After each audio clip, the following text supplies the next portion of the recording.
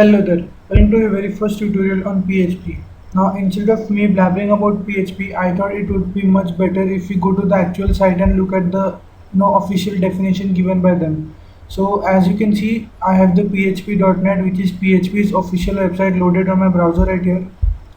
The very first thing which we notice is PHP stands for Hypertext Preprocessor, which was a modified name. Earlier, PHP stood for Personal Homepage, and that's why it is PHP and not HPP, if you guys are wondering. Again, if you go by the definition, PHP is a popular general purpose scripting language. Now let's break these terms one by one so that we actually understand the gist, right? General purpose basically means it can be used as a standalone language, which means that it can be compiled on its own, or you can use it in collaboration with other languages like HTML. Scripting language. Now there are two types of scripting languages. One is client-side scripting and the other one is server-side scripting. Client-side scripting languages like JavaScript and PHP is a server-side scripting language, which means that it needs to be run on a server for it to be compiled, right? For it to run, it needs a server. So don't worry, we'll be creating a local server when we'll install PHP. I'll tell you guys how to do that. Again, it is especially suited to web development. PHP works excellent with HTML5, even better than JavaScript in most cases. Right, so that is why it is gaining more popularity day by day, and JavaScript is becoming less popular. So PHP is fast, flexible, and pragmatic. It powers everything from your blog to the most popular websites in the world, including Facebook and WordPress, etc. Almost all the major websites which you visit on a daily basis use some of or the other PHP code somewhere, right? So that was a bit about PHP. You can use it mostly for web development, for animating things on the website, etc. It can also be used for processing forms and other background scripting things. So now I'll tell you guys the download link. You go ahead and download the file, and I'll tell you how to install it in the next video. Right, so what you need to do is just go to Google and type XAMPP. That's it. So go to the first link which pops up, which will be Apache Friends, right? XAMPP is an Apache product, so don't worry, it's free. Right, so when you open the page, just click on whichever OS you are using, right? So I am currently using Windows. I click on Windows and the download will start automatically. Right, so go ahead, save the file, and I'll tell you guys how to install it in the next video. Alright, so welcome back to the second tutorial. Now I hope you guys have downloaded the file which I instructed in the previous one. I have my setup right here, so let's go ahead and install it. Just say yes to the command prompt message which you might not see in the video, right?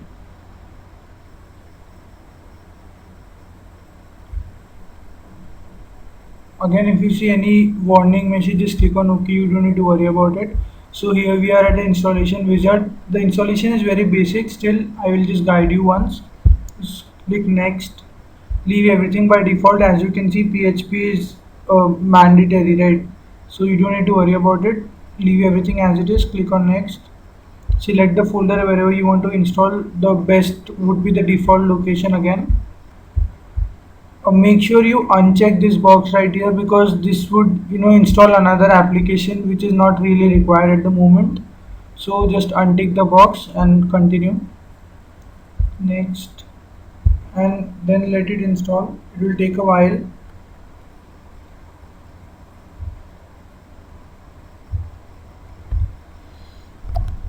Right, so finally the installation is completed. Do you want to start the control panel now? No, we do not want to. So this control panel is not the control panel or Windows. This control panel is basically used to create the local server, which I'll be telling you guys in the next video. So go ahead, install this, follow my instructions, and if any problem comes up, just leave a comment in the discussion section below and I'll make sure I address to it, right? So go ahead, install it, and I'll see you guys in the next video. We'll be making a very first hello program in the next video, right? So see you then. Okay, so welcome back to the third tutorial. Now we installed the XAMPP service in the previous video. So if you guys haven't installed it already, go watch the previous one and install it. Now the only problem with XAMPP is that it will not create a default desktop icon. So let's go ahead and take care of that first. You can either go to all programs and scroll down to XAMPP if you are using Windows 7. If you are using Windows 8, 8.1 or Windows 10, just type XAMPP on the start screen and you will get whatever you're looking for. We need to work with XAMPP control panel. So just right click on it and send to desktop. Or in the case of Windows 8, 8.1 or 10, you can pin it to the taskbar if you want to.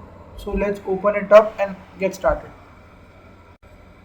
Right, so this is the XAMPP control panel. This will help us create a local server, right? So for the basic programs, the MyApache or the Apache module is enough. If you're dealing with file handling or background form processing, etc., then you might need these other modules. But as of now, we'll only deal with the Apache module. So let's go ahead and click on start. Now, as long as it is yellow, it means that the service is about to start, right? It is trying to start,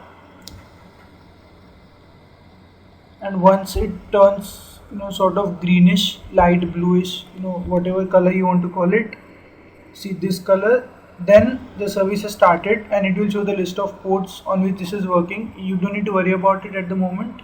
What you need to do right now is open up your browser, because as I already said, PHP is a server-side scripting, and what we are trying to do here is create a local server for running our files, right? So the only software which supports servers is obviously the browser. So go ahead and open your browser. Now I am using Firefox because I like Firefox. You might be using Google Chrome, but I would recommend not using anything else other than this. If you are on Mac, then Safari is more than enough. But don't use anything other than these three browsers, because they are the best and they'll give you the best PHP experience.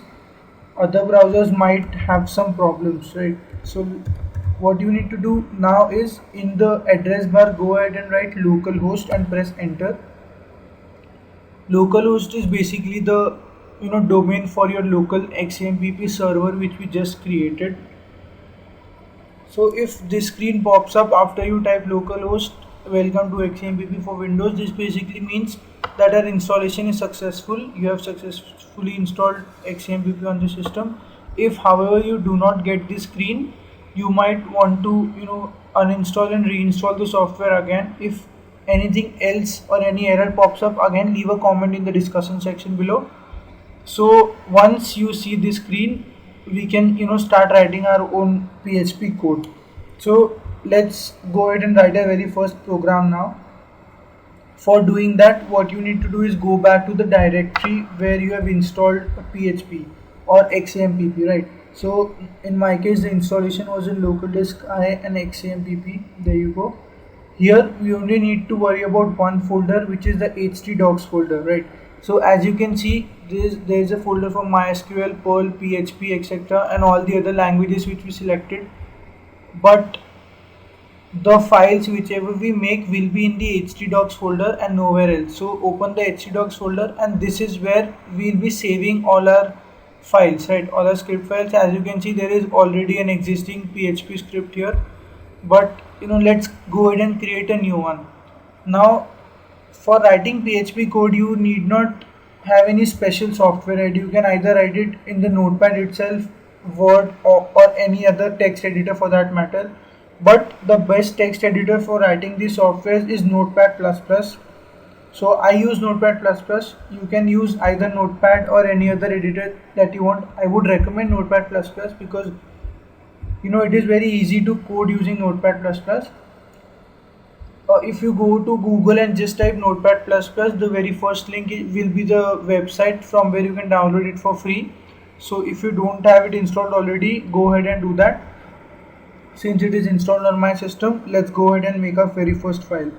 So the basic syntax of PHP is less than $PHP, and it ends with a question mark and a greater than symbol. This is what the basic PHP syntax looks like. So let's go ahead and save it as a .php extension file in the htdocs folder. So you need to go to the htdocs folder, XAMPP and htdocs. There we go. Make sure you save it in the htdocs folder. You can give it any name you want. I just call it first.php. Make sure you type .php in the end, or find php in this long list, which takes a lot of time. So just write .php and click on save. Now as soon as you do that, the text is highlighted here. If you write anything else, everything will be highlighted in different colors. All the special functions or important ones are highlighted in different colors. This is the beauty of Notepad++. It makes it very easy for editing, finding out errors, etc., because you can find out different errors using different color formats, right? So the blue ones are valid PHP commands, right, and the black one are the additional text which we type. So it makes this a whole lot easier. Now echo is the command for displaying text on the screen, and either you can give the text in double quotes or single quotes, does not matter. So what this piece of code should do is it should print hello on the screen or in the browser, wherever you are dealing with it, right? So let's go ahead and save it, and now we'll try to run it. For running it, you need to go back to the browser again, because we have to run it on a server, and this is where a server is located.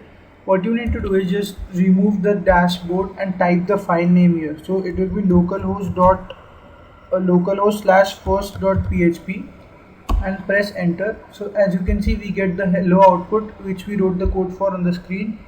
Why localhost/first.php is because the htdocs directory is treated as the default one. So if you save it somewhere else, then you might need to type the name of the directory like php/first, etc. But if you save it in the htdocs folder, you need not worry about that extension. So there we go. We have successfully created our very first PHP program which says hello. So that's great. So that brings us to the end of the first section. I hope you guys have successfully installed the software and you are able to print the very first hello program. In the next section, we'll be talking about PHP and learning all the cool stuff, right? So thank you guys for watching. I'll see you guys in the next video. Alright, so welcome to the second section. Now in this section, we'll be talking about the basics of PHP. So again, here is the XAMPP control panel. Let me just give you a quick brush through of whatever we did in the last tutorial. So for using PHP, we only need to start the Apache module, right? So let's go ahead and do that. Now we have to wait till this yellow sort of shade turns greenish, which will indicate that the service is running, right? So there we go, it has turned green. So now we can go to our browser and open the localhost page, which should open up if XAMPP is installed properly, which it does, right? So here we are at the XAMPP page. Now let's go ahead and make a new file. For doing that, let's go to Notepad++, and PHP in its minimal form, as I said, is this, right? A less than symbol, a question mark, PHP followed by a question mark and a greater than symbol. So let's save it as a .php file. I'll just say practice.php maybe, right? So now this turns red, which means that the syntax is correct. We also looked at something else in the previous tutorial, which was the echo command, right? Echo is used to display text on the screen. So let's quickly see one demonstration and then we'll continue with the further explanations. Again, echo my name is Akib will display the text on the screen, and semicolon is used to end the statement, right? So let's save it and run this in the browser. Again, for running this, we are required to remove the dashboard and type the name of the file, right? So we'll say practice.php. So there we go, my name is Akib. That is the required output which we expected, right? Now if you want to split this into different strings, right, if you have different strings like my name is Akib and you have another set of words, right, my name is or my surname is something else. So what we can do is we can use a dot operator here. Dot I love making tutorials, right? So this dot operator basically is used as a concatenation operator, which means to combine two different sentences, right? You can definitely write this together, that is not a problem, right? You can write everything together, but if you have suppose two different variables, so how will you combine them? That is we do using the dot operator, right? So let's quickly see the output for this one, and then I'll tell you guys about what a variable is. So there we go, my name is Akib, I love making tutorials. Now PHP is a very free form language, right? You have another command for displaying text, which is the print command. You can use either of those.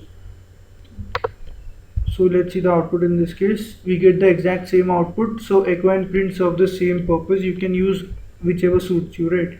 I prefer echo because it is different, right? So now coming to variables in PHP, a variable is a named storage location, right?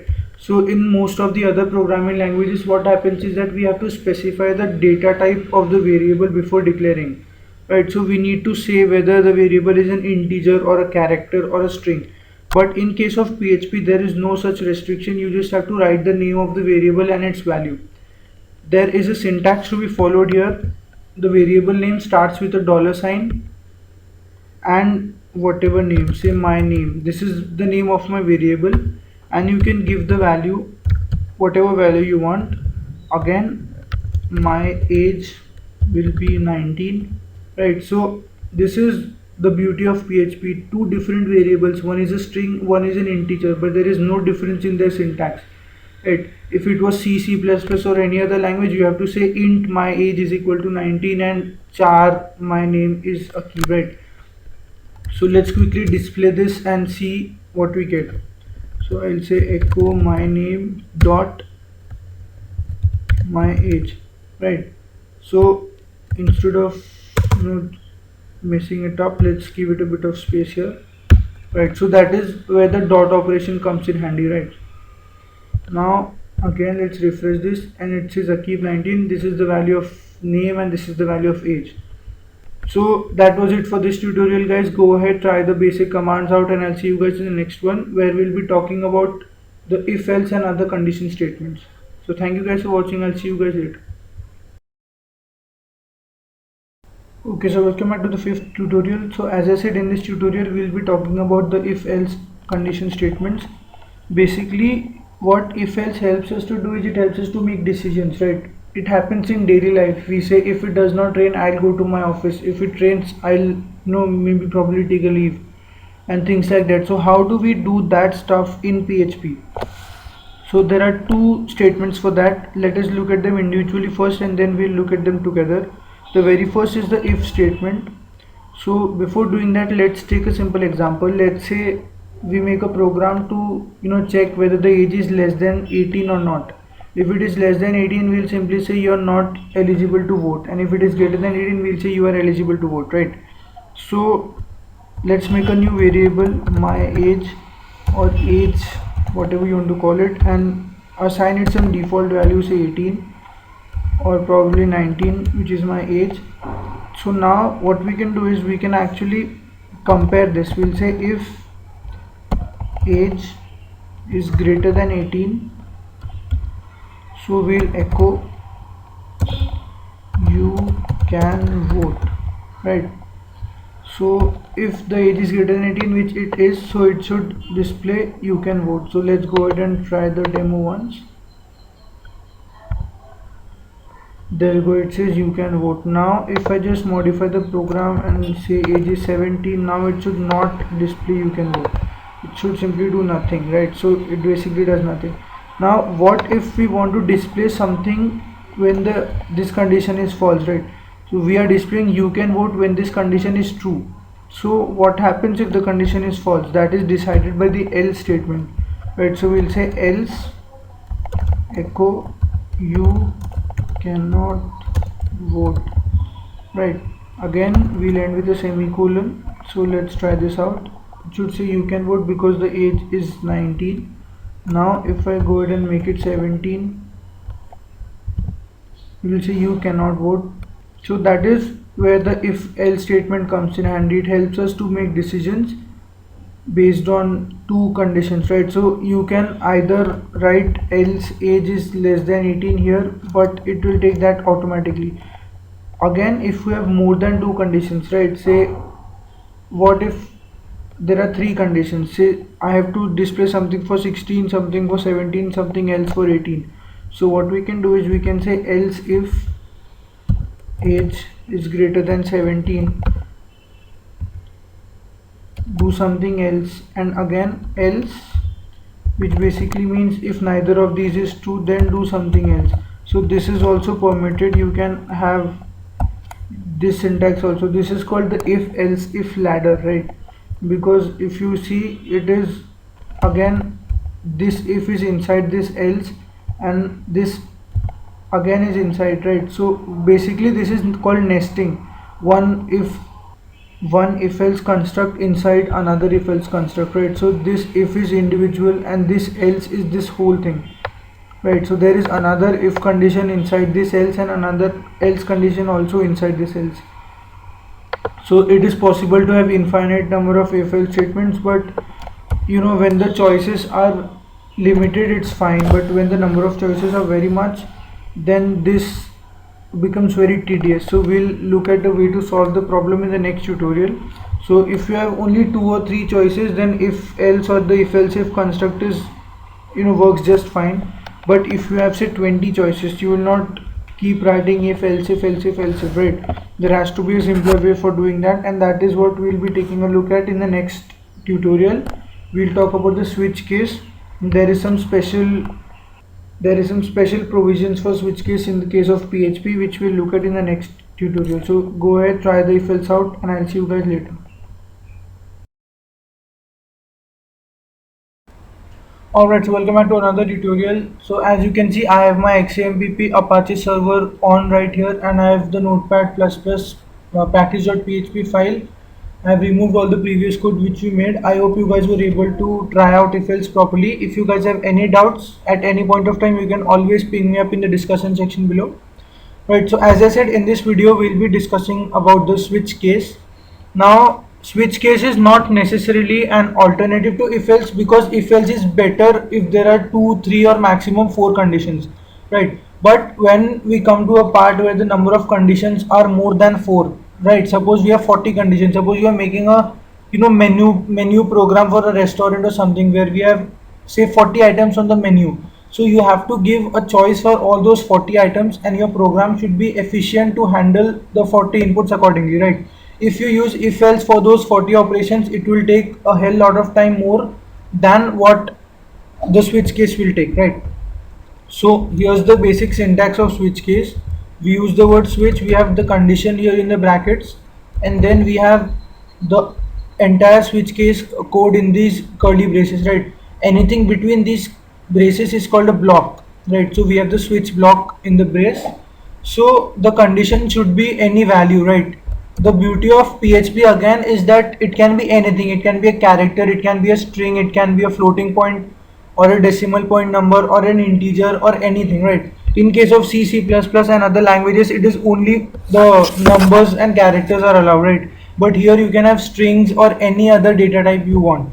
So let's make a simple choice variable, say my choice, and I'll give it a value of 2, right? So let's make cases now. What switch contains are cases. Case 1, now this indicates that if the value of whatever is here, right? So we are discussing about choice, so my choice will come in the condition thing. So what this means is case 1 means that when the value of my choice is 1, do this, right? So we'll have some code here. Again we have case 2, and we'll do something. Similarly we have case 3, which will do something, and it will go on.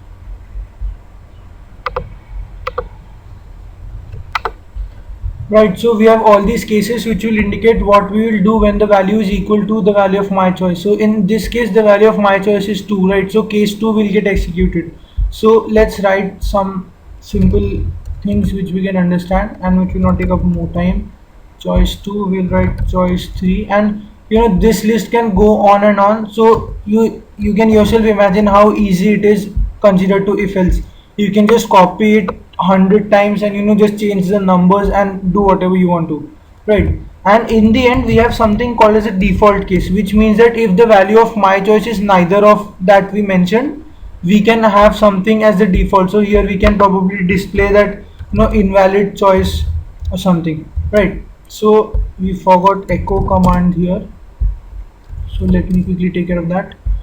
And one more thing about switch case is that we need to include break statements everywhere, right? Because what happens, oh wait, let me show you what happens and then I'll tell you the significance of break, right? That will be much better. So let's go ahead and try this code out now. I have the file open right here.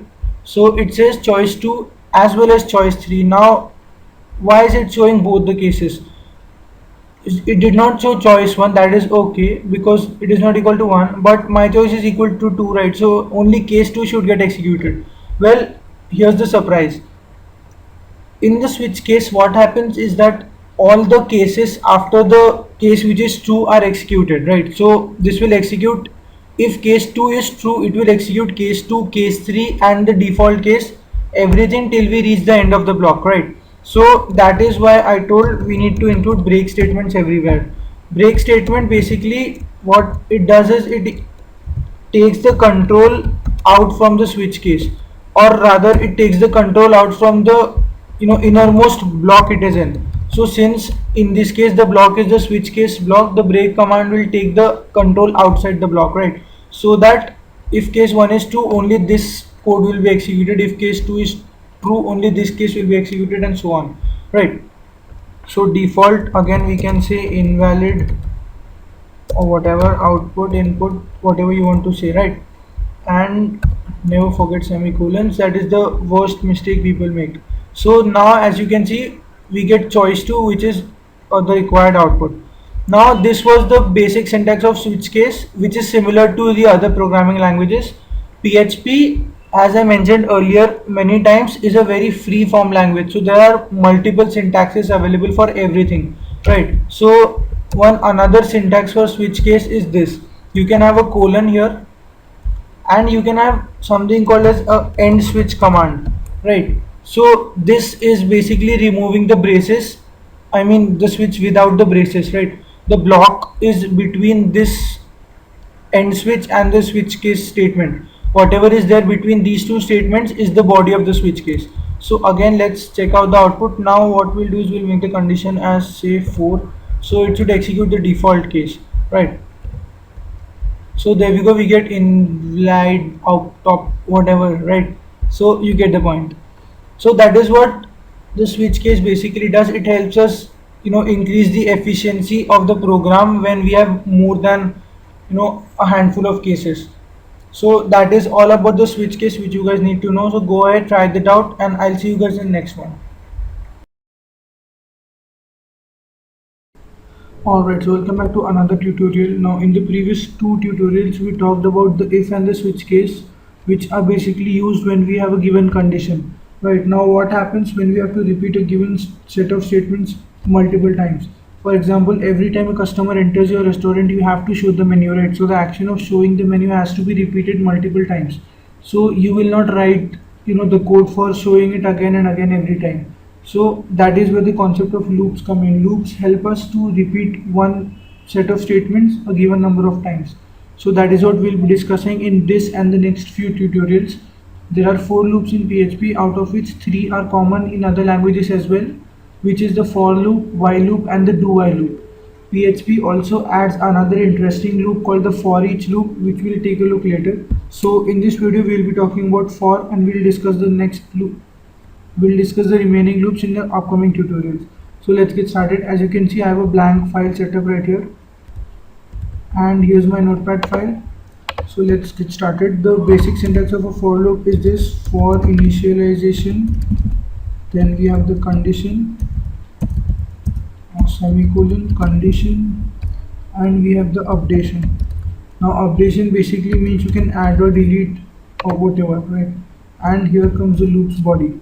So before doing that, we also need a variable to keep a track of the number of times we are running it. So let's initialize I with 1. Let's make a temporary variable I, right? And we'll initialize the value of I again with 1. And let's say we want to run this loop 10 times. So we'll say I is less than or equal to 10. This will basically mean that the loop will keep on running till this condition is true. And now to change the value of I in every step, we'll say I plus plus, which basically means I is equal to I plus 1. So what this will do is it will start the value of I with 1, and after each loop's body it will increment the value of I with 1, and it will go on till the value of I is equal to 10. So once the value of I is equal to 10, it will run it for the last time, and in the next step when the value of I becomes 11, the condition becomes false and the loop will stop running. So let's simply print the present value of I is, and we'll say ampersand I again. Right, so this statement should get printed 10 times and the value of I should change from 1 to 10. So let's save this and see what we get. So there we go, we get the present value of I is 1, 2, 3, 4 up to 10. So that is what we expected and that is what the output is, right? So that is how the for loop functions. Again, to revise one last time, this is the initialization where we'll say that I should start from 1. This is the condition which is to be satisfied. So I will keep on running, or the loop will keep on running till the value of I is less than or equal to 10. And this is the updation, which basically means that I will increment with 1 in each step. Again, if you want to run it in reverse, what we can do is we can start the value of I with 10. We can say I is greater than or equal to 1, right? And we can say I minus minus, just to show you that the reverse is also possible. Again, let's quickly see the output and then we'll end this tutorial. So the present value is 10, 9, 8, 7, 6, 5, 4, 3, 2, 1. There we go. Right, so that is how the for loop works. So go ahead, try it out, and I'll see you guys in the next one.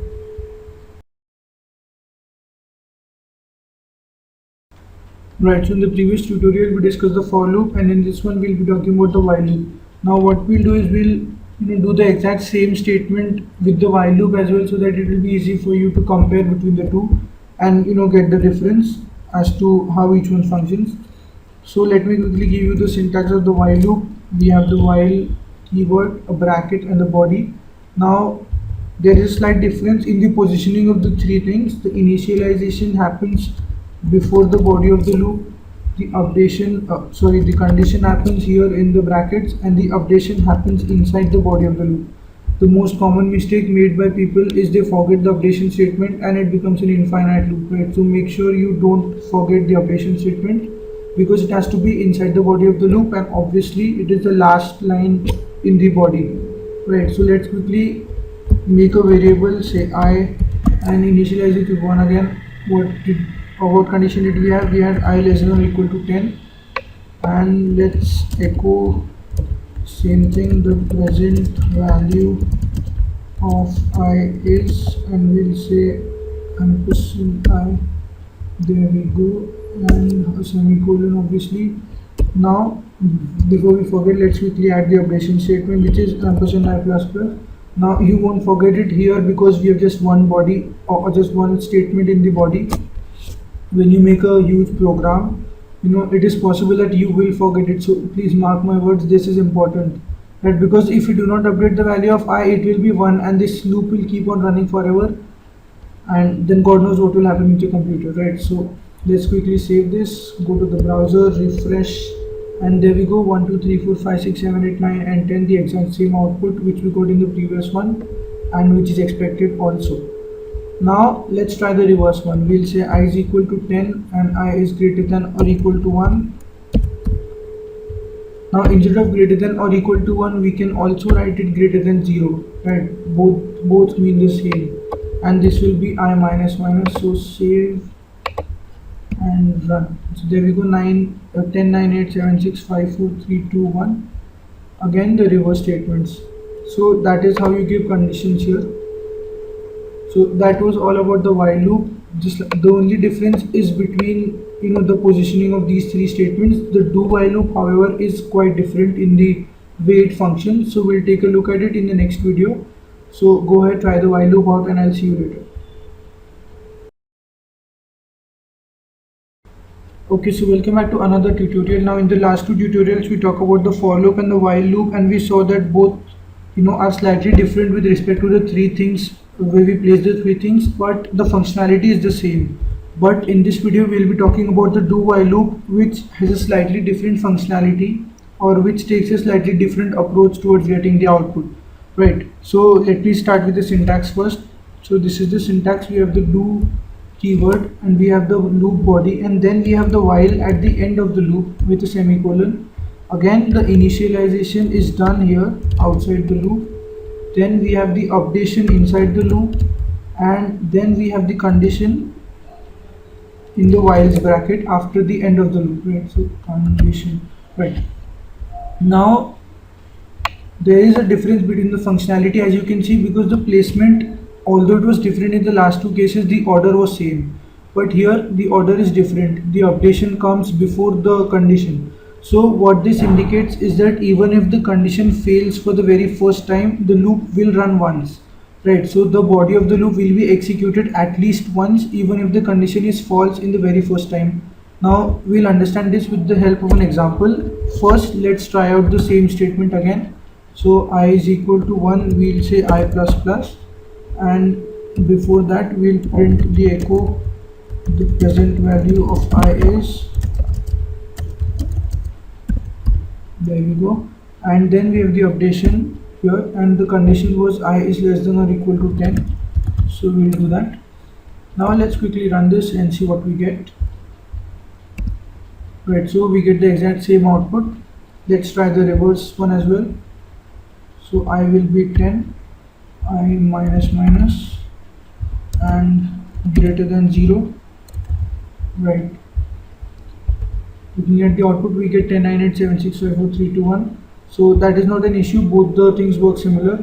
However, if the condition is false, let's say the value of I is 100 and the condition states that the value of I should be less than 10, right? But the value of I is 100 here. So technically this loop should not run. If you try this thing, I value 100 and the condition less than 10 in the for and the while loops, you will not get any output because the loop body will not run. But since we are dealing with the do while loop and the condition is checked after the execution of the body, we will get one output. So let's see the output first and then I'll explain you how it comes.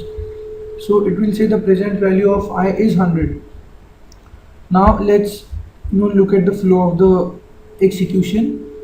The first statement is I is 100. Okay, no problem with that.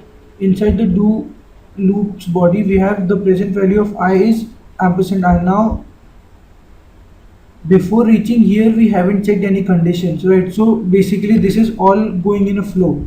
So it will print the present value of I and it will say 100. Okay, then it will increment the value of I. So now the value of I will be 101. After executing the body once, it will go to the while and then it will check the condition that I should be less than 10. But before it checks the condition for the very first time, we already have one output, right? So that is how the do while loop is different from the for and the while loops. It will run even if the condition fails for the very first time. Again, coming to our restaurants example, how we can understand this is that even if the customer does not want to order anything, you have to show him the menu at least once, right? So that is where the do while loops come in handy. They are mostly used in the menu based programs because even if the user wants to exit in the very first go, you have to display the menu irrespective of the choice, right? So that is all about the do while loop for now, and go ahead, try it out, and I'll see you guys in the next one where we'll be talking about the for each loop, which is special in PHP, right? It does not exist in any other language. The latest version of Java did add the support for each, but C++ do not support for each. So that is going to be interesting. I'll see you guys in the next one.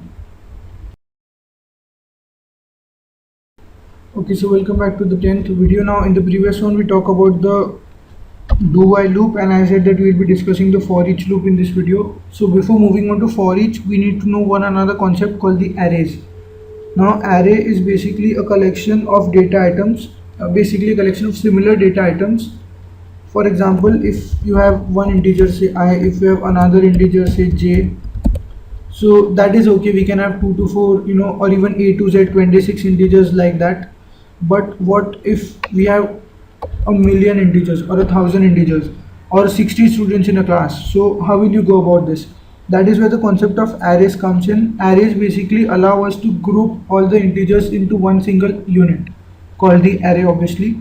So what I mean is that we have something called as a student is equal to, we'll say array, and here we can have any number of values we want. So let's go with 5.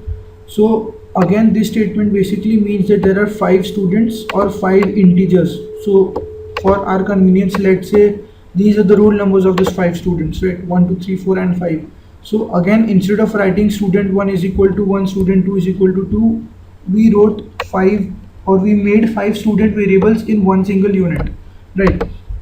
Now how do you reference these symbol. So basically what we do is we write the name of the array, which is student, and we use the square brackets, and inside the square brackets we specify the number whatever we want. Now indexing of array starts with 0. This thing here is called the index of the array, which is basically the number of the value which we are referring to. So this is 0, this is 1, this is 2, this is 3, again this is 0, this is 1, this is 2, this is 3, and this is 4, and it goes on till n minus 1. Say we have 5 elements, so the indexing will start from 0 and will end at n minus 1, obviously, right?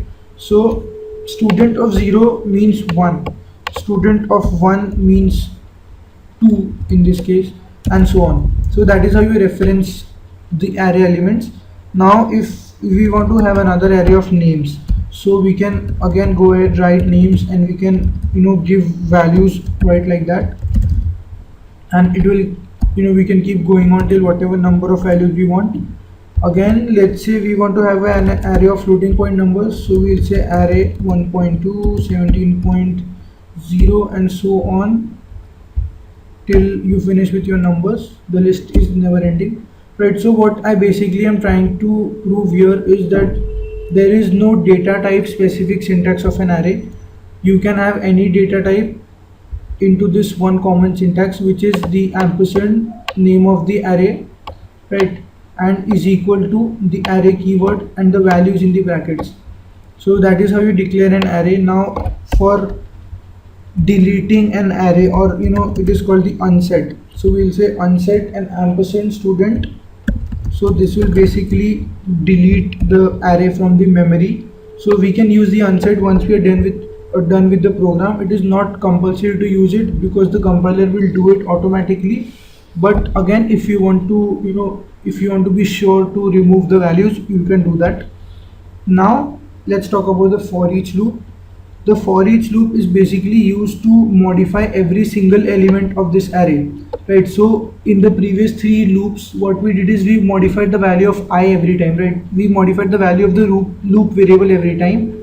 But here in the case of for each loop, it is exclusively used to modify the contents of the array.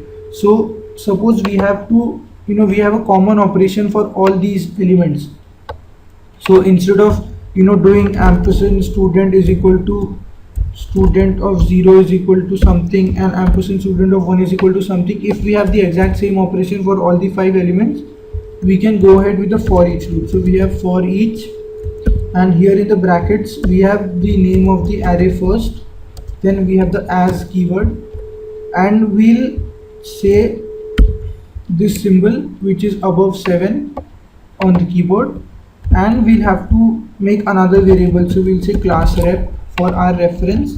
So basically what I was trying to do here is I'll take one student at a time from the array as the class rep.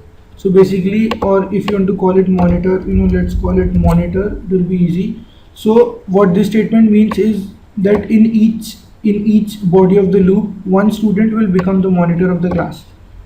So in the first case we have 1 as the monitor, then the body will be executed. After that we'll have 2 as the monitor, then the body will be executed, and it will go on till we reach the last element of the array, right? So there is no initialization, updation, or conditions here. The condition obviously will be, or the loop will run till the end of the array, right, by default. Now inside the body of the loop is we have the common operation which we want to perform here. So let's say we want to modify the value of monitor, so we can have monitor into 2, simple. So I missed the ampersand again.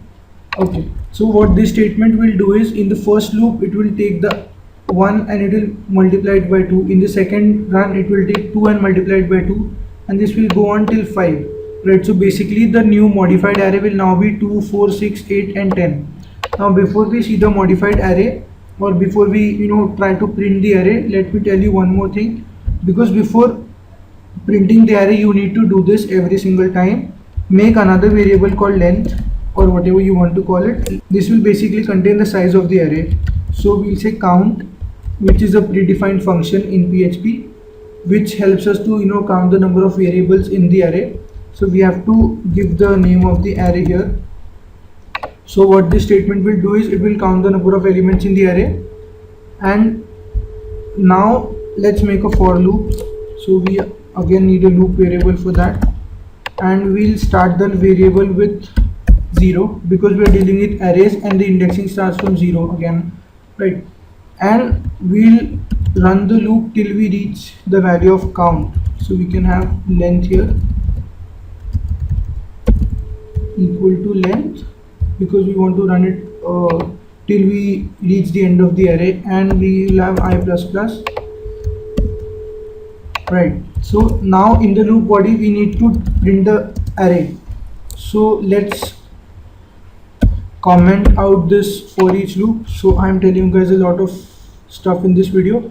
This is how you comment in PHP. Commenting is basically, means that the compiler will simply ignore these statements which just turned green, right? So this is the multi-line comment which is done by the backslash star and the star backslash. If you want to remove or comment just one single line, you can do it with double slash, but in this case we are commenting multiple lines. So that is how you comment in PHP. Now let's check out, let's print the array. So we'll type the name of the array, and in the index we'll give I because that is what we are using I for. In the first run I will be 0, then I will be 1 2 3. So we'll have all the 5 elements printed in order. Again, to take the input to the next line, we have the BR statement here. So BR basically means line break, which takes the cursor to the next line, right? So what we should get now is we should get 1 2 3 4 and 5. So let's go ahead and see the output. So there we go, 1 2 3 4 5 in 5 different lines. You can ignore the notice unless it says error. You don't need to worry about it. Notice is just fine. Probably there's nothing wrong in the code, so you can skip that. And now let's see the modified array. So again, let's copy this. So we can have here we'll say the modified array is, and what we need to do is we also need to copy the for each loop or cut the for each loop from here and put it after the. So let me get rid of the statements, and here we are modifying the array.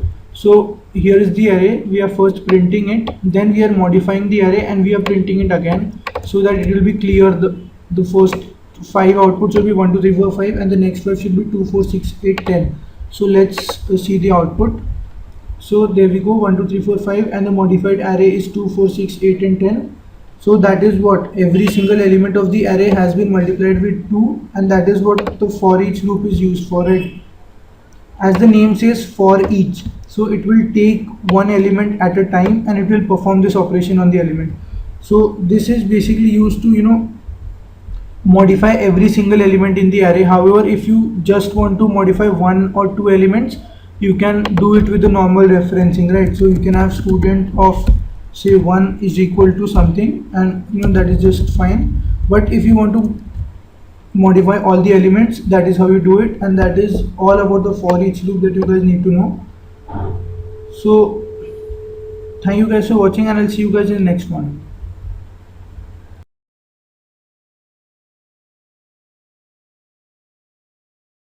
Okay, so now that we're in third section, we'll be talking about HTML5. If you guys remember, in the very first video while introducing PHP, I said that PHP works excellent with HTML5. So what is HTML5? That is what we'll be looking at in this video, or rather in this section, right? So HTML5 stands for Hypertext Markup Language, which is the language used to write web pages, and PHP is used to make them more interactive. So in this section we'll be looking at how to make web pages, and in the next section we'll talk about how HTML and PHP work together to make them more productive. So the very first thing is, what is HTML5? HTML5 stands for Hypertext Markup Language. So let's do it word by word. What is hypertext? Usually we have static text, right? We have just text, but hypertext stands for that text which does something. So hypertext basically stands for text with links. When you click on the text, something happens.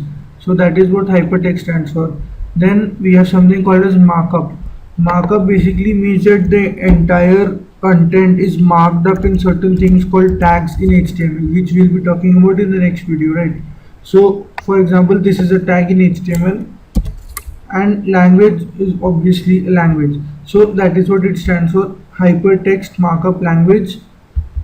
And the latest version of HTML is HTML5, which is way more productive than HTML4 and the previous version. So instead of discussing the previous ones, we'll be talking about all the latest stuff. So yeah, that was all about HTML5 as an intro, and from the next video we'll be taking a look at how to create web pages in HTML5.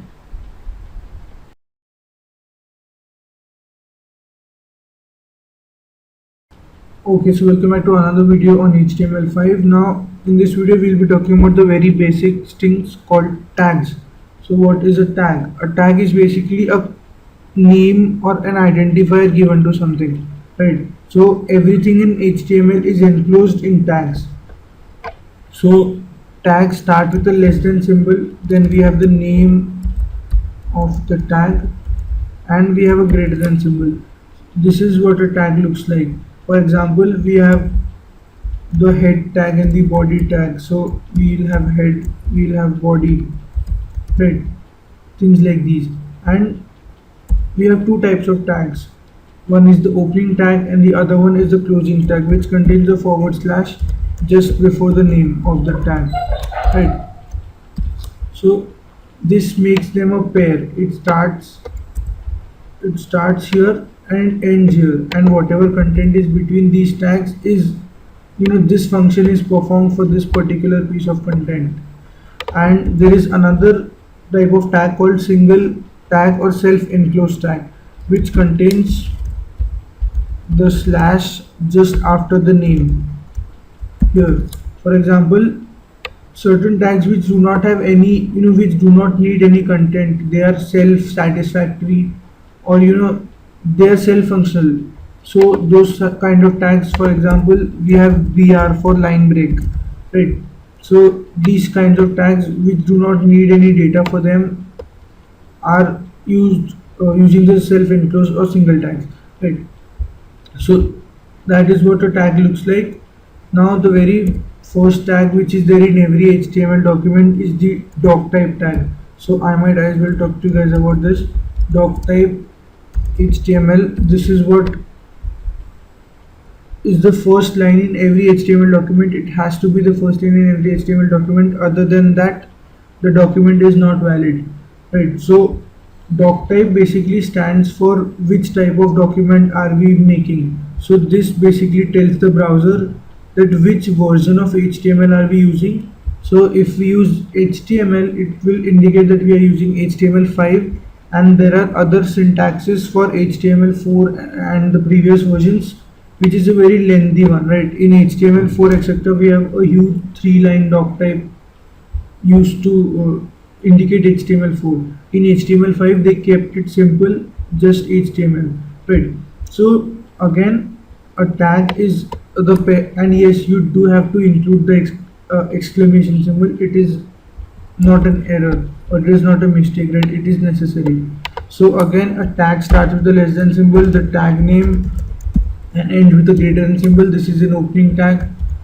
It ends like this with a forward slash just before the name, and we have self-enclosed tags which look something like this, right? So this is what tags are, and this is what the doc type tag is, right? And now let's go ahead and save this document. So we need to save it as a .html file. So just scroll down in the list. Either you can select hypertext markup language file from here, or you can write .html, whatever you wish, and make sure that you save the file as index.html, right? Every single web page, or the very first web page of any project should be saved with this name, index.html. It is a sort of tradition. Basically, it is necessary to save it at index.html, because the browser, when you're trying to open a project, the browser first searches for the index file. So yeah, that's why we need to save it as index.html. So that was all about tags and the doc type tag for now. In the next video, we'll be discussing the core content of HTML5. So thank you guys for watching. I'll see you guys in the next one.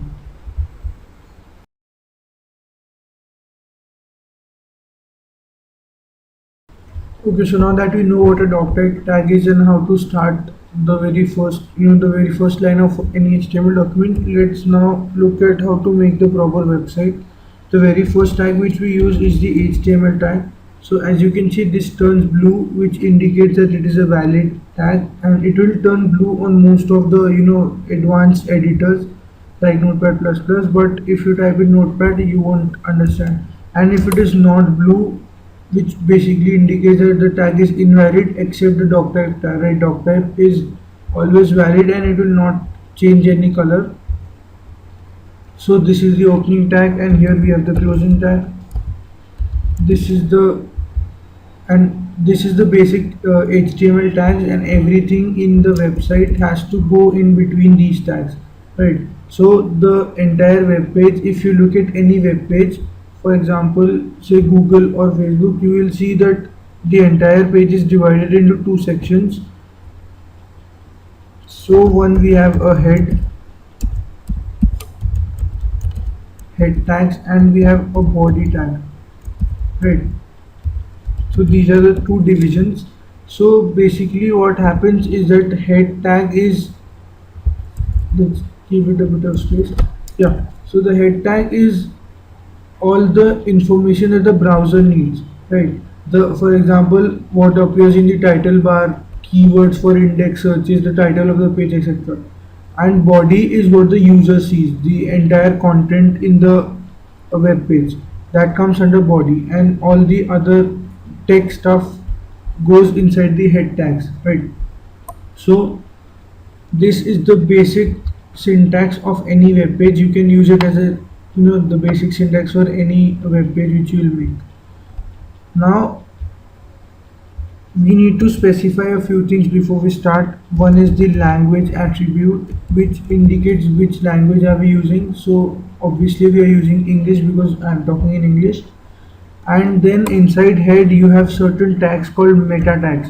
So you need to use one meta tag compulsorily, which is the character set tag, and you need to set it equal to UTF-8, right? So say UTF-8, which basically is the global tag, and it contains every single character which is there on a normal keyboard, and this is a self-enclosed tag, right? So meta charset is equal to UTF-8. That is what you need to use in every single file. Again, character set. So this is a tag, and anything that gives additional information to the tag is referred to as an attribute, right? So lang is an attribute for the HTML tag. Similarly, charset or charset, whatever you want to call it, is the attribute of the meta tag, right? So meta tags basically provide more information to the browser. Now let's type the title of the page. Now title is what appears in the tab, right? So title and a closing title tag. So there we have two tags, title and a closing title tag, and whatever the title of the web page is should go inside here. So we will say first web page. You can give it spaces, no problem. This is just normal text, right? Whatever appears here, for example.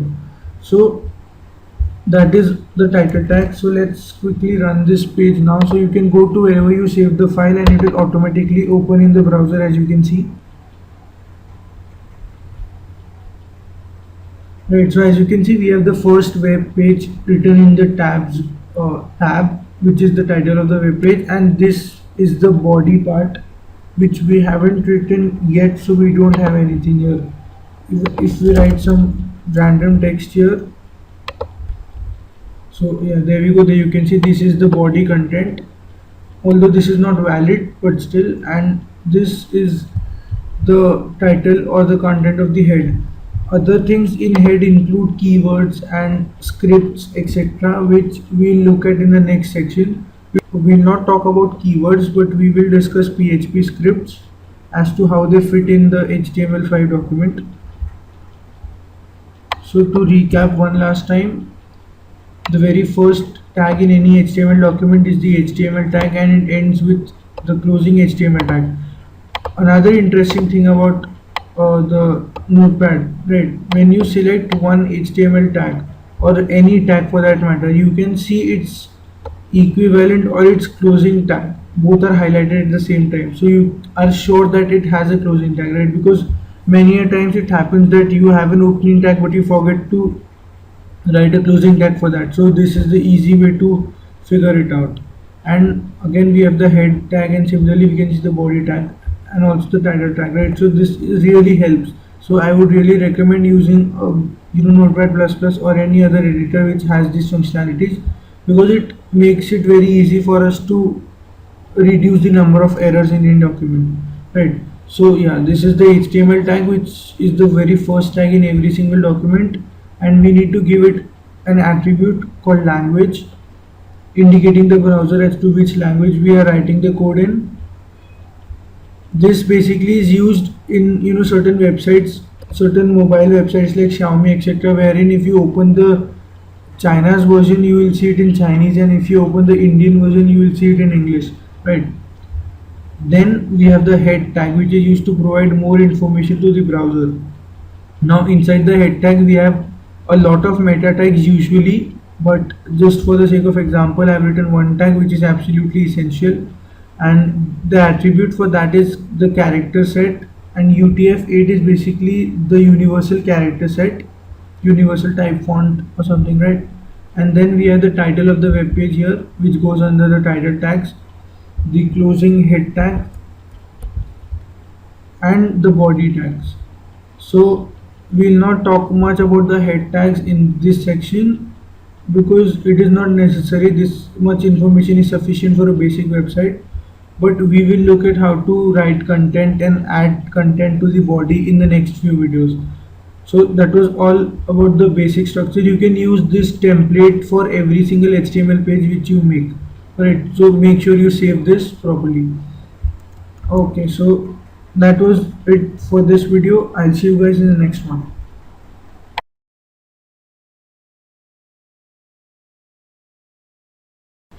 Okay, so welcome back, and this is where we stopped in the previous video. So now we'll be talking about the body tag and the content which fits in here.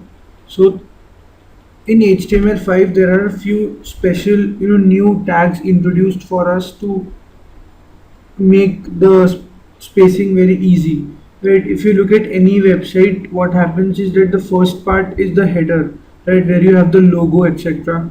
Then you sort of have a navigation bar, right?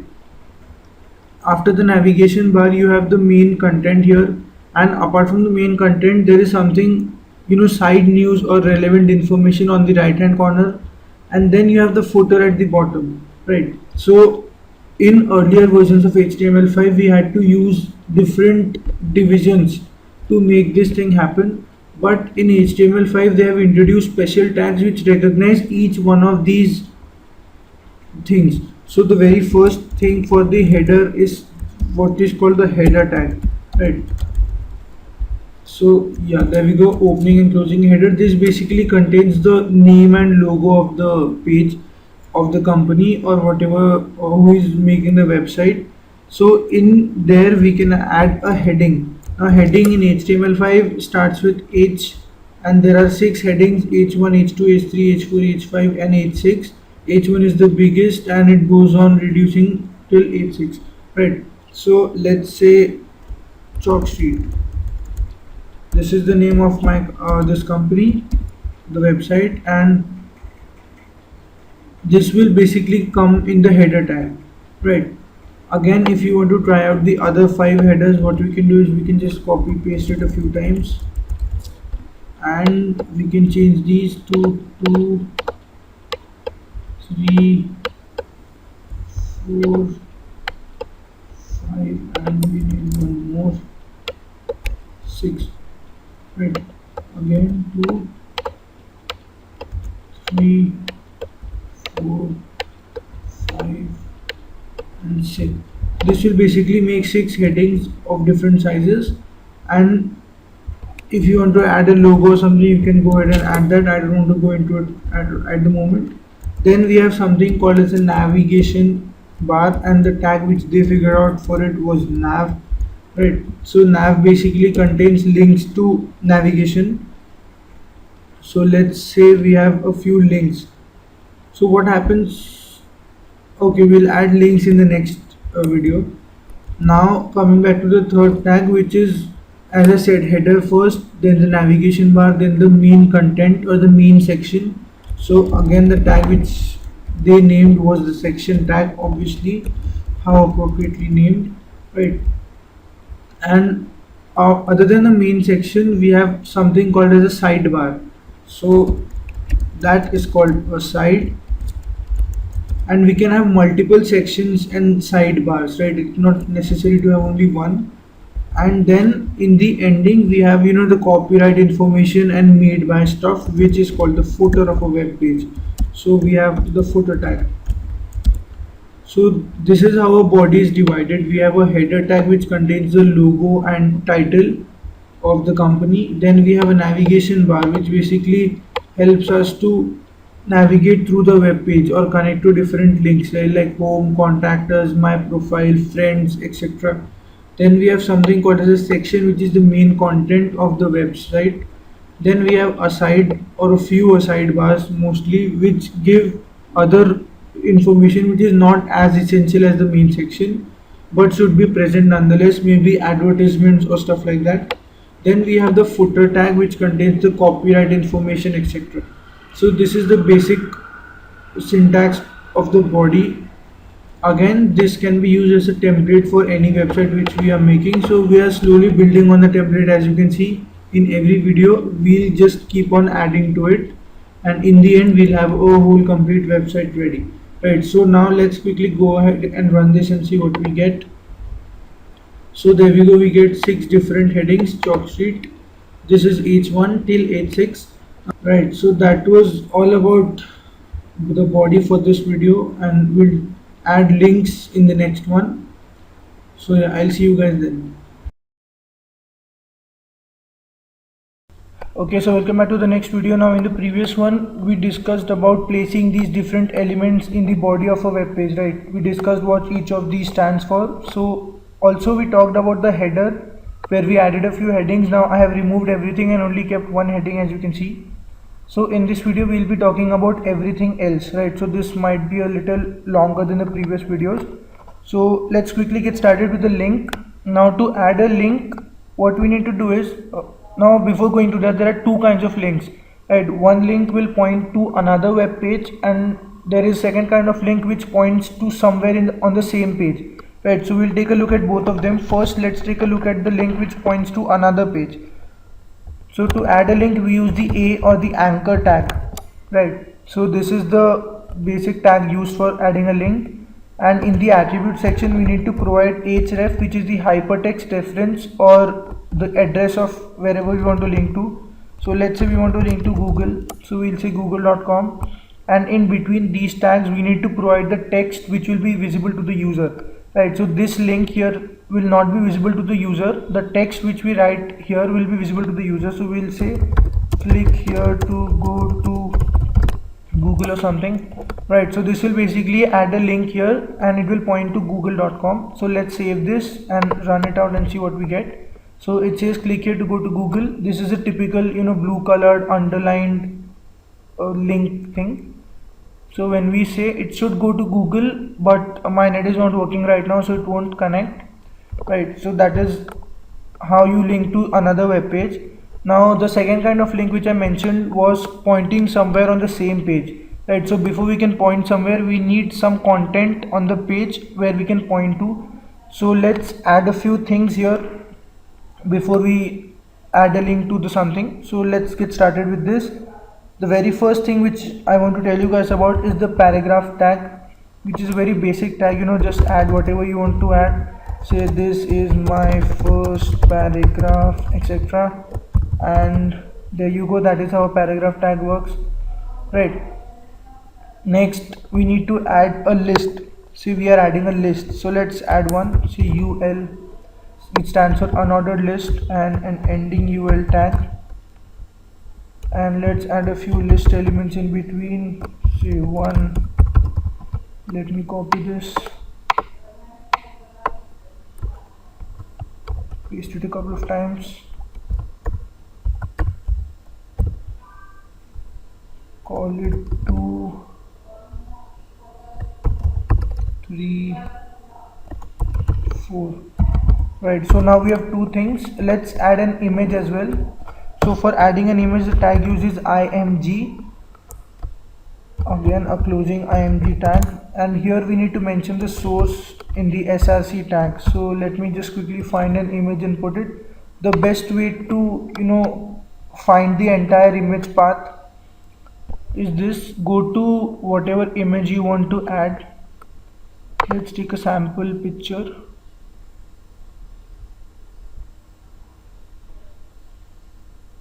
I like this one, lighthouse.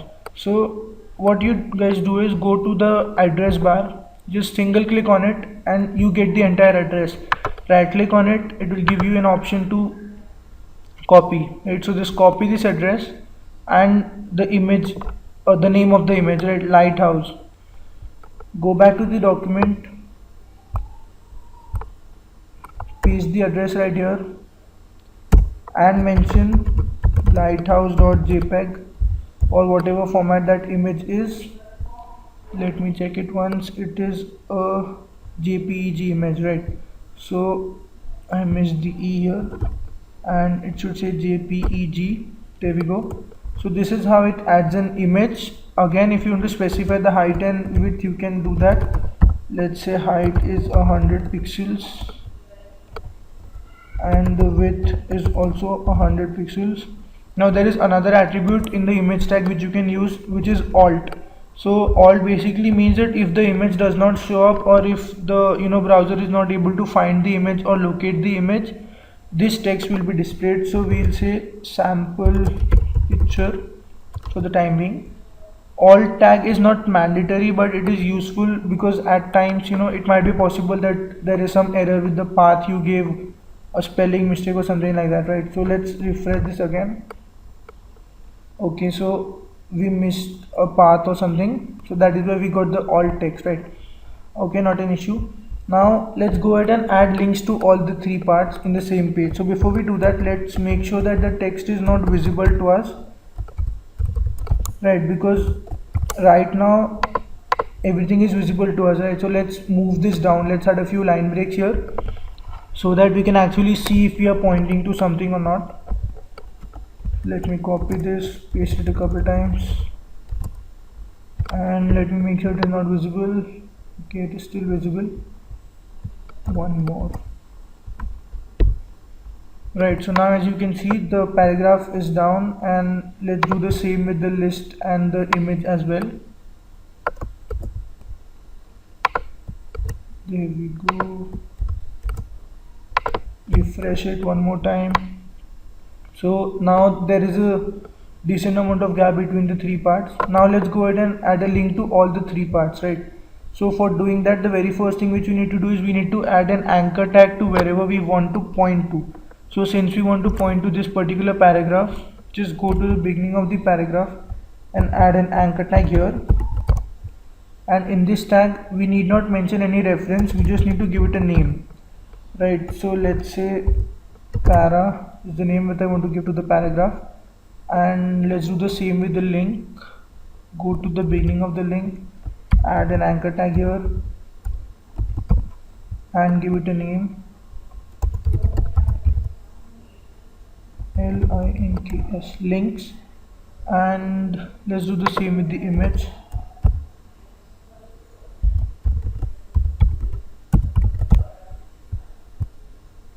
Right, so here let me add another name which is image img, let's say. So now we have successfully named all the three parts. So let's go ahead and add links to these parts. Now to add a link to the same page, let me get rid of this thing. We need the normal anchor tag, we need the normal href attribute as well. Now instead of the link here, what we need to do is we need to use the hash or the pound symbol which is above the 3 on your keyboard, and we need to type the name of wherever we want to link to. So let's say the first link that I provide will be to the image, so I'll call it img, right? Okay, this might create an issue because img is a keyword. Let's rename it, say image, and I'll say image here. Okay, so this link now will point to the image part of the same page, right? So let's add here go to, or let's say gallery, sounds better to me. Copy this, add another link, right? So this thing should go, the next link should go to the links, so I'll name it links here, and the third or the last link should go to the para part, so I'll say para, the P is capital, right? And I'll say read the para or something. So again, this text is not visible to the user can only see gallery, links and read the para options. So let's refresh this and hopefully everything runs fine. Right, so now we have three links here, gallery, links and read the para. So when I click on gallery, it automatically scrolls down to the image part. Right, let me go back up. When I click to the, now as you can see the color and the changes when we have opened the link. You can change this also, like whatever happens when the link is clicked or when the mouse is hovering on the link, etc. But we are not going to cover that in these tutorials.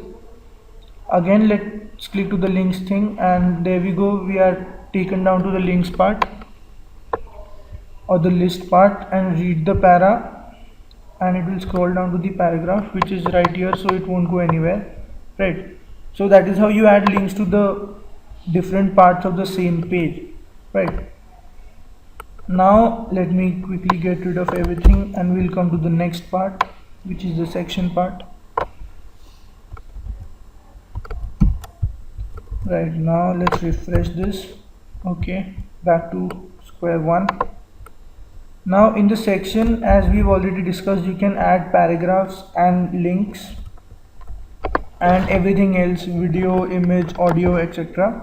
We'll not discuss everything here, but let's try adding another image because we failed the first time, right? So we'll say img src is equal to, now what we'll do is, now the reason for our failure, I'll tell you guys, is this: there is a space in the address bar which should not be, right? So that is why we failed. So let's copy this and paste it outside here.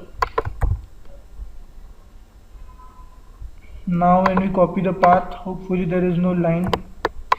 And another reason is this direct libraries thing, because we need it with the entire address, right? I library whatever, so that is available here. So let's get rid of this and copy this part, and we have to add the name of the image. So again, let's put the image here. So I'll put the address and I'll say lighthouse.jpg, right?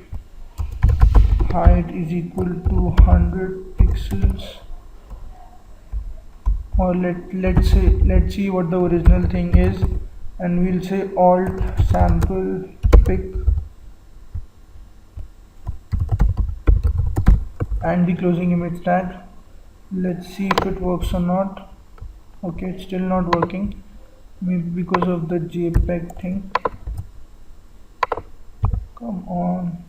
Okay, it's not working.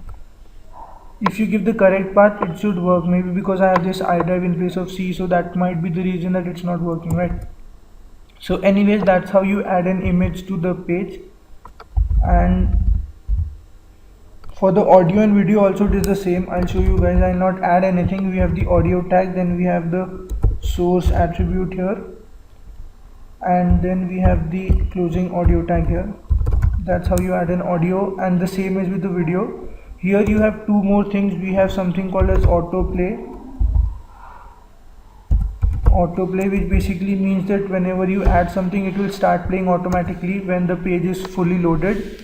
And you have another thing called the loop, right? You need not mention anything, you just need to type these words as it is, as I typed after the source tag. So this will basically start the audio automatically and run it till the user closes the browser or stops it manually, right? Also you need to mention controls so that the user is able to fast forward or stop, pause, play. If you don't mention controls, there is no way the user can control the audio and it will keep playing forever, so that irritates the user a lot. So make sure you mention these three things whenever you add an audio or a video. Again, for a video, this is how you add a video. Instead of the audio, just mention the video tag, right? Video. Similarly, so add the source, copy it from wherever, or if it is a YouTube video, you can just copy the YouTube link right here and it will embed automatically in the page. So that is how you add audios, videos and images to your web page. The text can be added using the paragraphs. You know how to add links as well, right? Now the aside section, as I mentioned in the last to last tutorial, is that this is also similar to the main section, but it is not that important, right? So the everything which you can add in the main section is what you can add to the aside section as well. Advertisements, text, links, paragraphs, whatever you want to do depends on the kind of website you're dealing with. And in the footer tag, you add all the copyright information, like copyright or Chalk Street maybe, and 2013, and something like made with ampersand hearts. As you can see, this turned italics when I wrote it. This will create that heart symbol, right? Similarly, you can create copyright symbols etc with using the copyright this tag. So in India, I like to add this in everything I make, right? Because so let's refresh this. So copyright Chalk Street 2013 made with love in India. There we go. That is how you add a footer to your page. Now if everything is added, this thing will come at the end of the page, right? Copyright information and terms and conditions etc, whatever you want to mention, maybe a logo as well. So yeah, that is how you arrange everything in the body, and this is only about the arrangement part and not about the styling. Styling is done using another language called the CSS, which stands for cascading style sheets.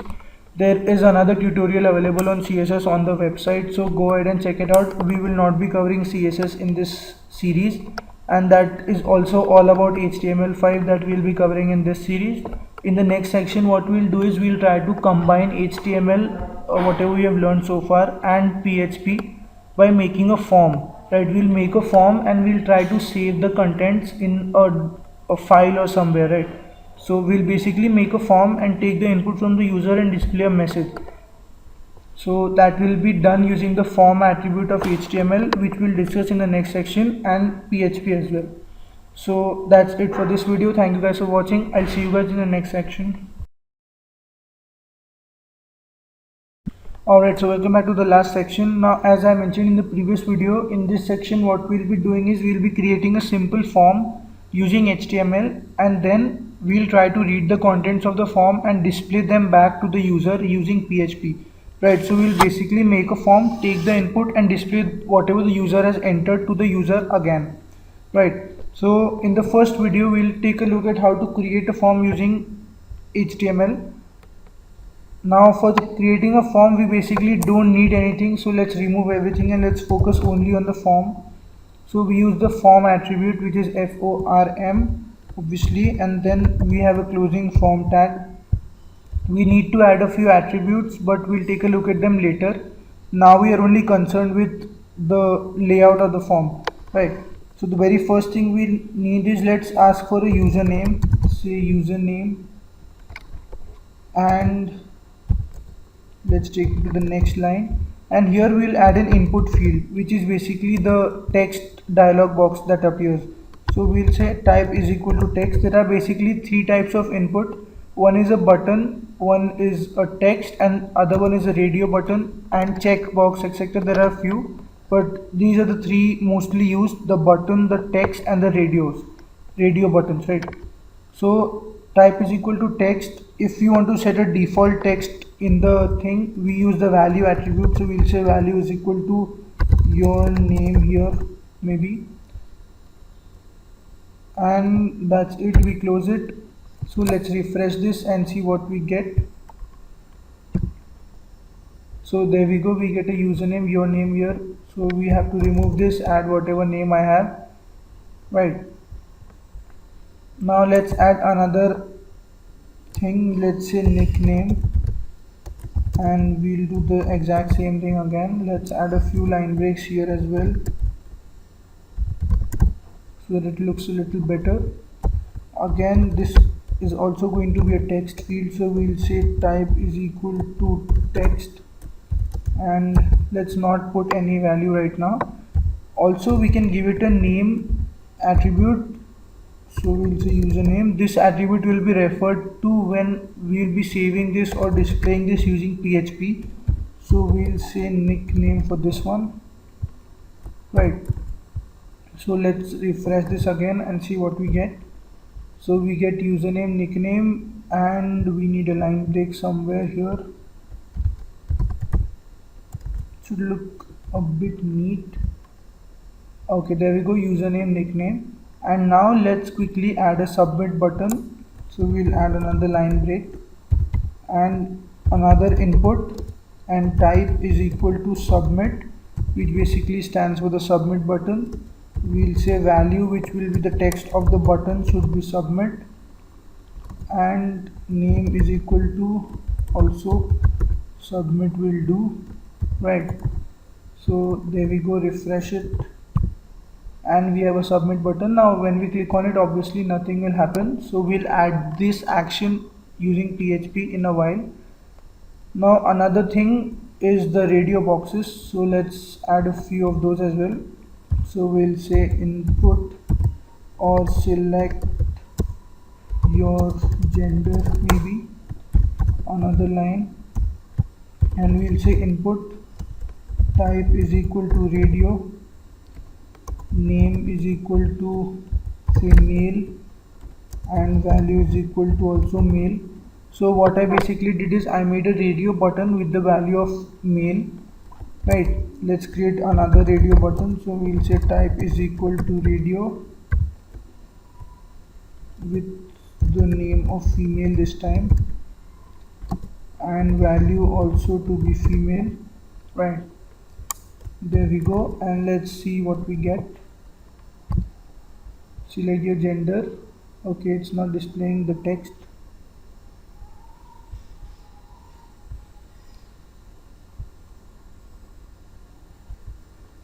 So for the text, what we need to do is we need to mention it somewhere here, right? So we'll say male here, and we'll say female here, and let's add a line break in between. Let's refresh it again. So there we go, we get male, female, and let's add another line break after female so that everything looks neat and tidy, right? So this is our basic form. Now as you can see, this is all personal information, right? So what we can do is we can combine this into a single, a box, a container sort of a thing, and that is something which is called a field set, right? So what we do is we go to the very beginning and we create a new tag called the field set tag, and we end the field set tag after everything we have here before the submit button, because the submit button is common for all the different things. And to name the field set, we use the legend tag. So we'll say personal information and close the legend tag right here. So let's refresh this, see what we get. So as you can see, we have this box which sums up the personal information. So if you have various sections in the form, this really helps to make everything neat and tidy so that the user does not get confused regarding the various info. So we have username, nickname, gender, and when we click on submit, something should happen. This is our basic design of a form, right? So that is how you make a form in HTML5, a very basic form. Now you can style everything in this, including the type of this. And yes, if you want anything by default, check by default, so just go here and add check to wherever you want to, right? So we have added check here. So let's refresh this, and now the mail thing will be checked automatically, right? Every time you open a form, it will automatically be on the male tag. You can switch it to female, obviously, but yeah, that's how it works, right? When you refresh it, it comes to male only. So that is how you design a simple basic form in HTML. And go ahead and make your own form. In the next one, we'll be talking about how the PHP actually takes the input and processes it for further outputs, right? So thank you guys for watching. I'll see you guys in the next one.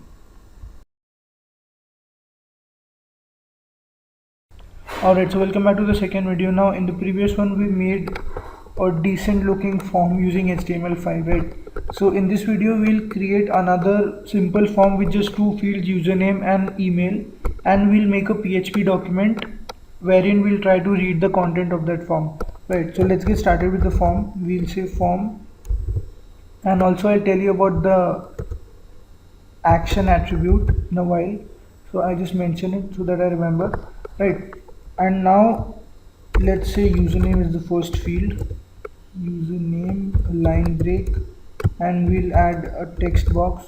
So we'll say input type is equal to text and name is equal to username, right? Again, as I said, this particular name will be used in the PHP document to refer to this particular text box, right? Add a line break here. Let's say second text box is your email ID, so we'll just add name and email ID. Say input type is text and we'll say name is equal to email. Let's keep it simple, and closing tag and a line break again, and let's add a submit button. So we'll say input type is equal to submit. The value of the text on the button should be submit, and the name of the button is also submit, right? So we have a very basic decent form setup here. We close the form tag. Alright, so that is how we make a simple form, right? So let's quickly see how this form looks in the browser.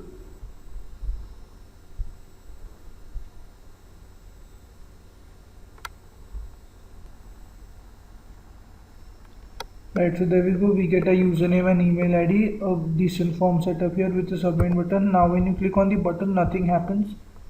You can see this text here in the browser, right? It is trying to connect to some other file because I mentioned the action attribute, but since we did not mention any name of the file, it will not perform any action. So now let's go ahead and make a new PHP file which will actually process this form.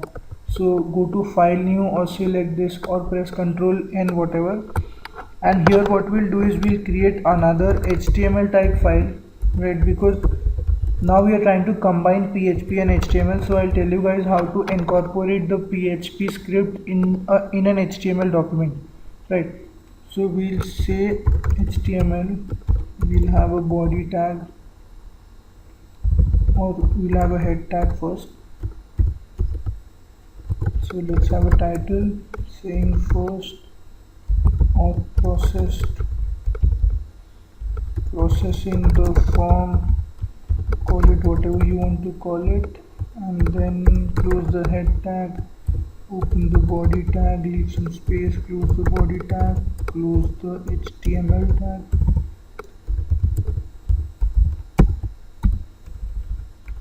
There we go. So we have our basic HTML syntax setup, and I'm going to save it as form.php. Yes, right. So we have saved another HTML document but with a PHP extension. So what this basically tells the browser is that there is some PHP code in this particular file, right? So let's go ahead and add the PHP code for processing the form. Now there are two ways to get a data from another HTML document or a form, right? So we made a form here. We have two values, username and email ID. There are two ways to transfer this particular data into another document on the server, right? So one is called the get method and one is called the post method. Now there is a difference between the two. In the get method, it is private, right? It is not shared with anything else. But in the post method, what happens is that it appears on the URL bar. So as you can see, this thing is the get method, right? Everything appears in the URL bar. On the other hand, in the post method, nothing will be visible here. You will not be able to find out whatever content it is, right? So since this is a form, we need to maintain some privacy, so we'll be using the post method, right? So the syntax of both of them is something like this. First we'll say welcome, or heading, not, let's say history, and we'll say welcome. And now what we'll do is we'll try to display the details. So we'll start a PHP script, PHP, and we'll try to echo the username. So for using the post format, what we do is, this is the syntax, dollar underscore, and in the square brackets we write the name of whatever we want to print. Say username was the r, this name, right? So it was username, so we'll print username here. And to specify which method it is, we'll say post just outside the square bracket, and obviously everything ends with a semicolon and a question mark and a greater than symbol, right? So this is a script. This will basically use the username and print it here. Now let's mention that we are displaying your username, so we'll say your user name is, and we'll display this, right? Now this can also be done in a paragraph, but just for the sake of explaining, I was right. So this is a proper valid HTML tag, right? So this is how you incorporate the PHP script in an HTML document, right? So now let's go ahead and add the action button. Now in the action we need to add a file name, so we'll say form.php, because we saved it with the name form.php, right? So what we need to do is we need to make sure that both these files are in the same folder, right? That is only when this file will be called automatically. If it is in a different folder, you need to mention the entire path. As you can see, I users upkeep desktop form.php, something like that, right? So since in our case it is in the same folder, we don't need to worry about it, so we'll just call it form.php. Now another thing is the email ID. So let's go ahead and add the email ID thing here as well. So what we'll do is we'll use a post method or a get method for this one. So we'll say your email ID is,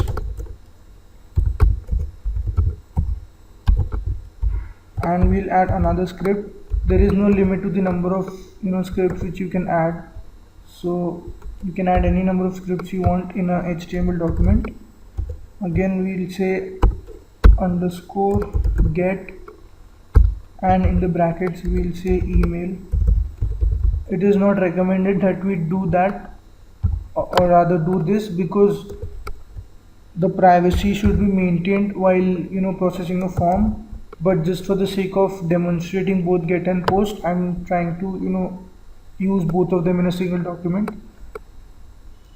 So to make it a bit understandable, let's add a few line breaks, even a horizontal rule, right? So now the PHP document is done, and we have added this action here, form.php. So that is all about the text part. Now for running this, we'll need to start the Apache server and everything, so we'll do that in the next video. So go ahead, type this out, and I'll see you guys in the next one. Alright, so welcome back to the third video. Now in this video, as I said, we'll be basically running this code which we just wrote. So before doing that, we need to save it in the htdocs folder, which is in the xampp directory, right? So let's go ahead, save as, and navigate to the xampp directory, which will be in your C drive. In my case it is the I drive. You will find the xampp folder right here. Go inside htdocs folder and save it in the htdocs folder with the same extension .html, right? So you can either write it or select it from a list. So I'll select it here and I'll save it. Same with the form.php, because I said that we need to save both of these in the same folder, right? So again go to the same folder, local disk I xampp htdocs. In your case it will be c xampp htdocs, right? And it is a .php file, so I save it like that. Now what we need to do is we need to start the xampp service. So I'll search xampp and I launch the control panel. So I need to start only the Apache server for processing my PHP file, right?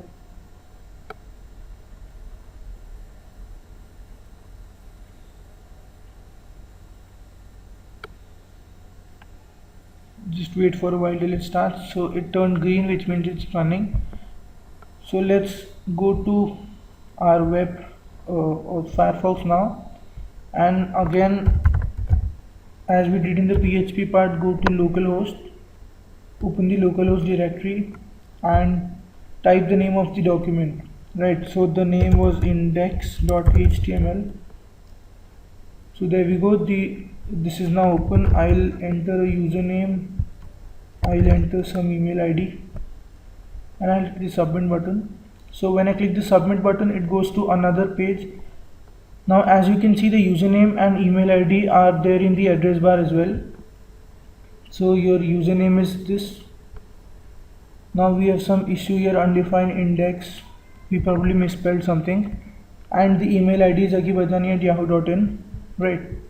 So as you can see, this is the process data of our form. I've entered the name and email ID in the form. When I click submit, it is showing my username, a horizontal rule as we mentioned, and my email ID, right? So that is how you process data, and that is how you incorporate PHP scripts in an HTML document, right? Right, so that is all about processing forms, which you're going to learn in this series. So thank you guys for watching. I'll see you guys in the final video. Alright, so welcome back to the final video. Now we are not going to learn anything in this video. I just wanted to say thank you and wish you guys all the best. So let's do it PHP style. Thank you all.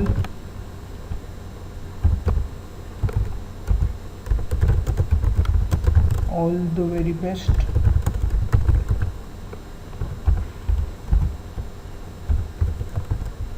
So save it in the htdocs folder. Say thanks.php. Go to the browser, your local host, thanks.php. Right, so thank you all the very best. I hope you guys have learned something from this series. Again, if you have any doubts, any queries, or you need further references for learning PHP, because this was just the very basics. So if you need any such help, you can always ping me in the discussion section below, and I'll get back to you as soon as I can.